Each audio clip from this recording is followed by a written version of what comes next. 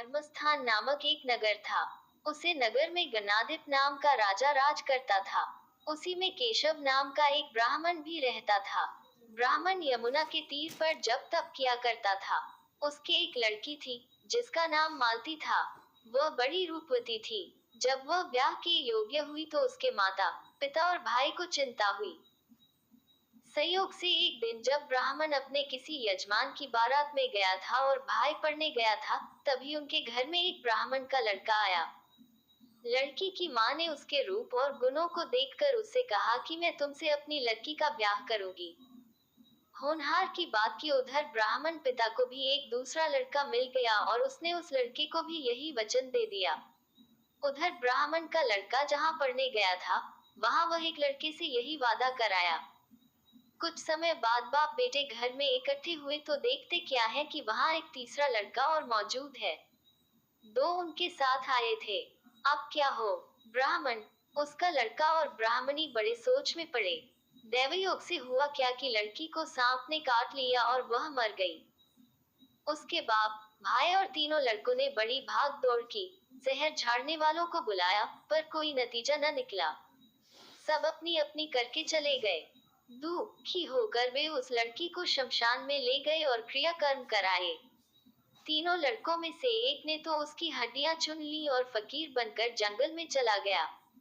दूसरे ने राख की गठरी बांधी और वहीं झोपड़ी डालकर रहने लगा।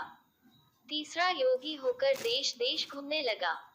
एक दिन की बात है, वह तीसरा लड़का घूमते घामते किसी नगर में पहुंचा और एक ब्राह्मणी के घर भोजन करने बैठा। जैसे ही उस घर की ब्राह्मणी भोजन परोसने आई कि उसके छोटे लड़के ने उसका आंचल पकड़ लिया।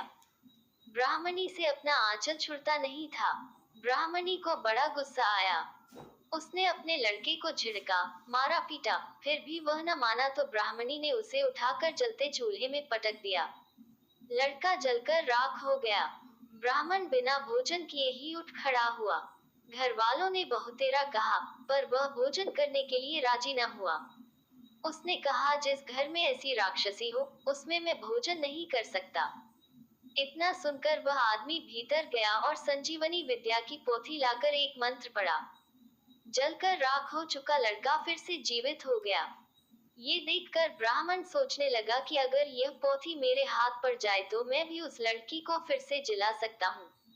इसके बाद उसने भोजन किया और वहीं ठहर गया।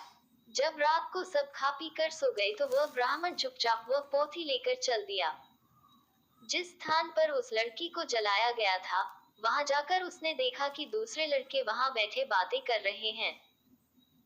इस ब्राह्मण के ये कहने पर कि उसे संजीवनी विद्या की पोथी मिल गई है और वह मंत्र पढ़कर लड़की को जिला सकता है, उन दोनों ने हड्डियां और राख निकाली।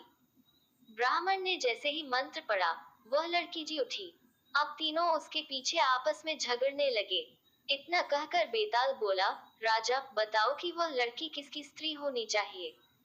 राजा ने जवाब दिया, जो वहां कुटिया बनाकर रहा, उसकी। बेताल ने पूछा, क्यों?